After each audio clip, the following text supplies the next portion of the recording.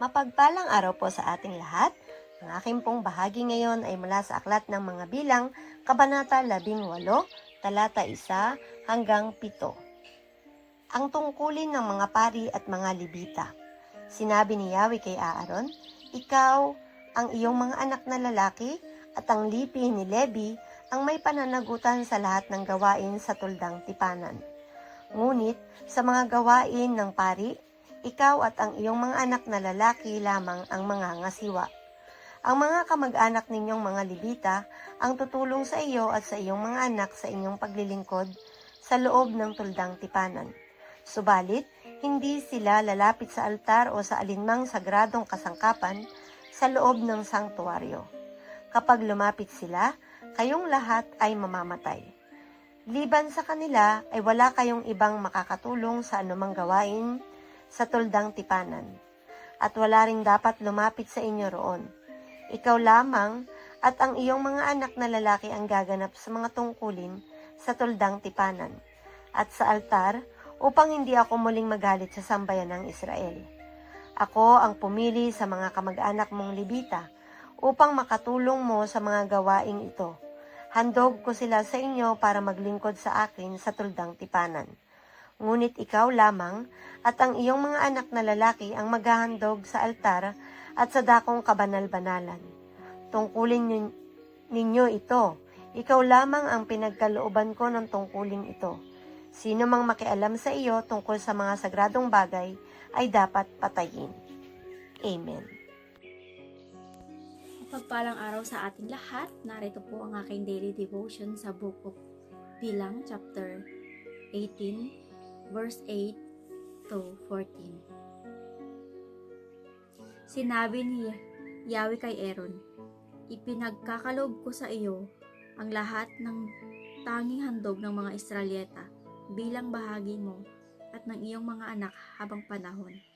Ito ang nauukol sa iyo at sa iyong mga anak, lahat ng handog na hindi isinusunog sa altar, maging handog na pagkaing butil, maging handog na para sa kapatawaran ng kasalanan o handog na pambayad ng kasalanan.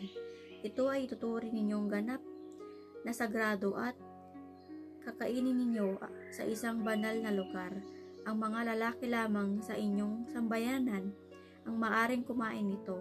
Para sa iyo rin at sa inyong sambayanan ang kanilang mga natatanging handog. Lahat ng iyong kasambahay lalaki at babaeng malinis ayon sa kautusan ay maaring kumain nito. Ibinibigay ko rin sa iyo ang pinakamainam sa lahat ng unang bunga ng halaman na ihahandog nila sa akin, gayon din ang langis, alak at pagkain.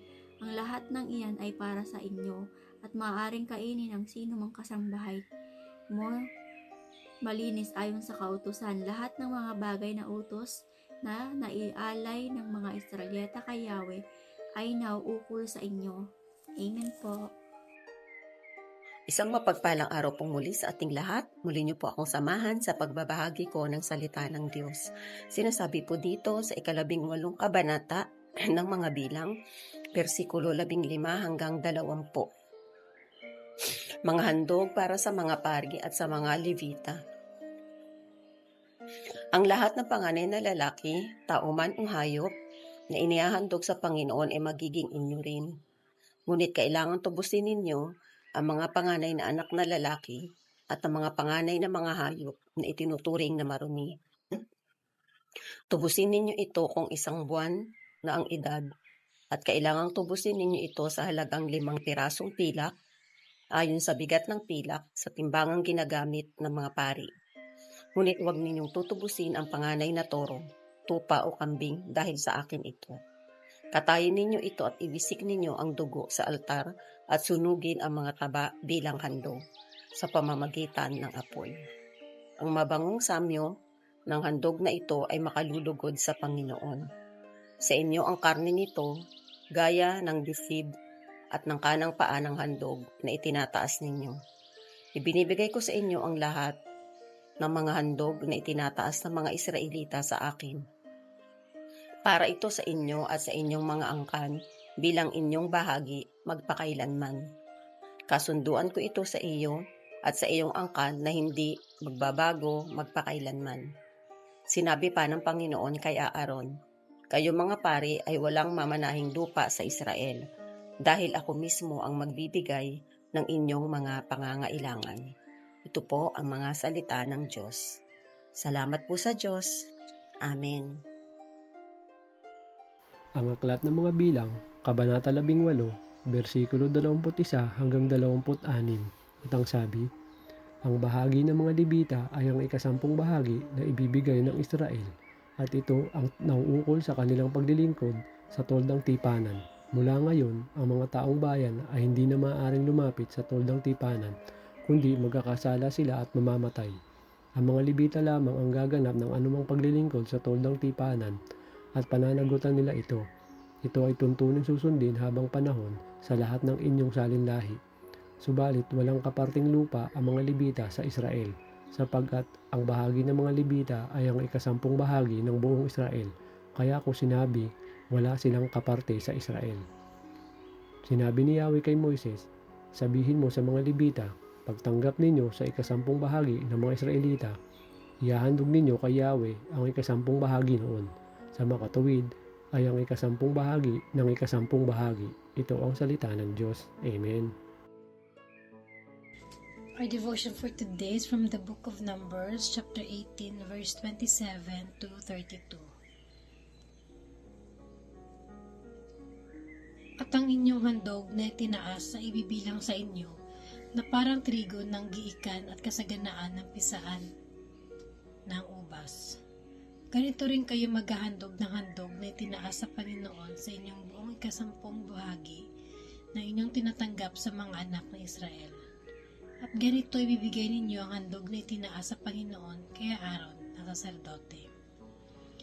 Sa lahat na inyong natanggap ng kaloob ay inyong ihahandog ang bawat handog na itinaas sa Panginoon. Ang lahat ng pinakamainam ni Yaon sa makatuwid bagay ang banal na bahagi ni Yaon.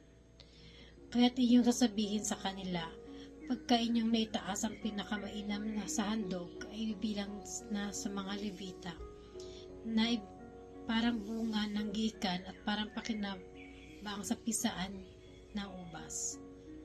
At ang inyong kakainin saat saan man ninyo at inyong mga kasambahay, sapagkat kabayaran sa inyo na ganti sa inyong paglilingkod sa tabernakulo ng kapisanan.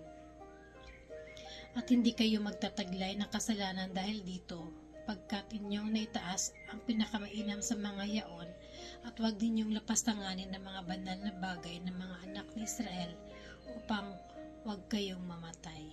This is the word of God.